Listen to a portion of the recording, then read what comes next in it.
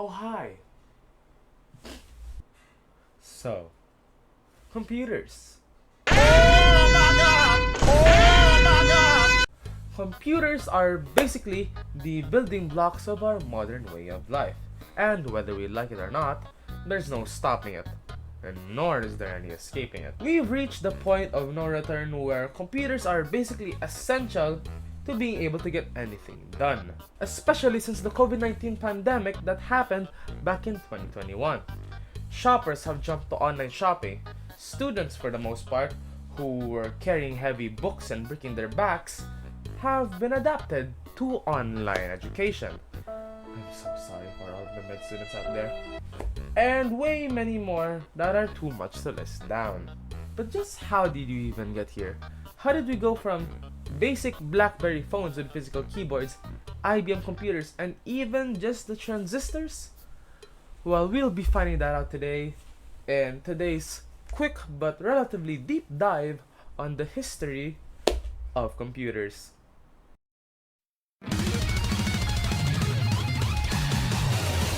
First of all, let's start off with the basics. A computer is... well, come on now. You very well know what a computer is. It is an electronic device that collects information with a myriad of possible inputs, stores those info, processes them according to how the user instructs, and then returns them as a result. That's the literal basics of what a computer is. But with how much people use computers nowadays, I'm pretty sure that was unnecessary. Computers in the past were mostly used for work, crunching numbers and all that. But nowadays, it can be used as a myriad of things. For work, education, gaming, entertainment, literally anything, both productive and unproductive. But where did this all start?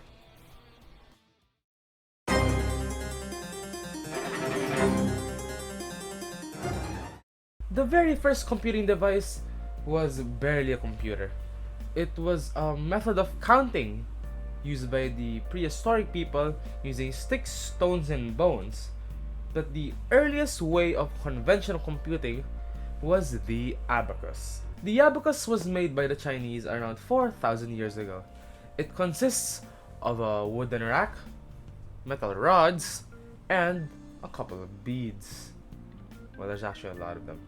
Come on, you've seen this stuff already. This stuff's in kindergartens. Up next is the Napier's Bones. Devised by John Napier, it is a manually operated calculating device that utilizes 9 ivory bones or strips that are used for multiplying and dividing. Next is the Pascaline, invented in 1642 by French mathematician and philosopher Blaise Pascal. It is thought to be the very first mechanical and automated calculator. It is composed of a wooden box, gears, and wheels on the inside. Jumping forward for the sake of time, up next we have is the differential analyzer. It was introduced in 1930 as the very first electrical computer by Vannevar Bush. The machine is made up of vacuum tubes that switch electrical impulses in order to do calculations. It was also capable of 25 calculations in a matter of minutes, which is peak for its time. And lastly, in 1937, Howard Aiken planned to build a machine that could conduct massive calculations using enormous numbers. The Mark I was then constructed later in 1944 as a collaboration between IBM and Harvard. So, where do we go next?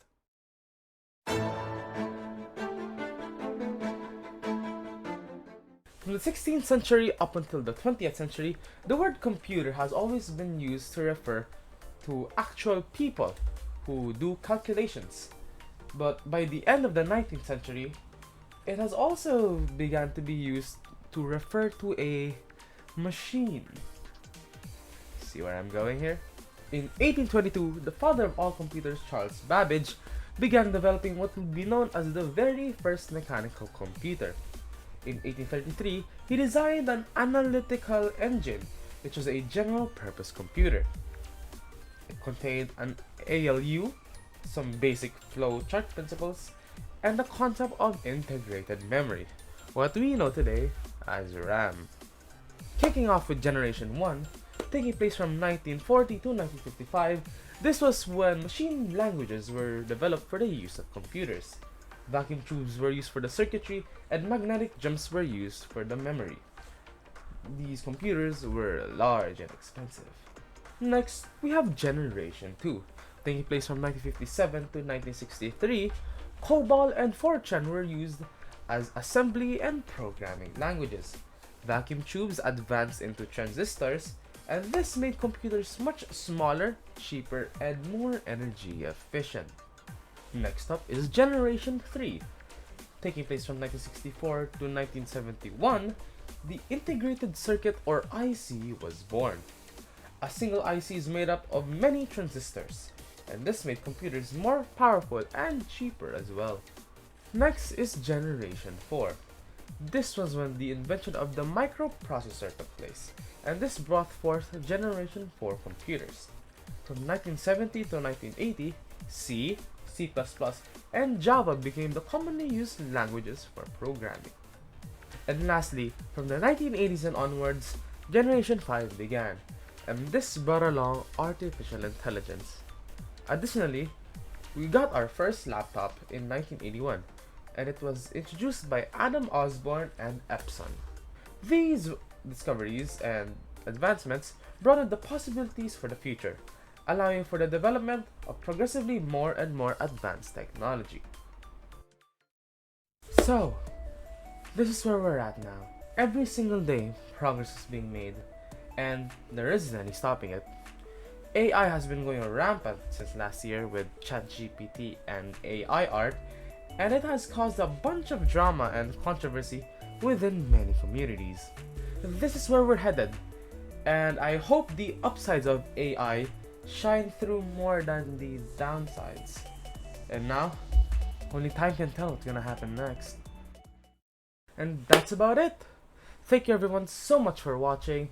Please like, subscribe, and maybe comment down below if you have anything to say.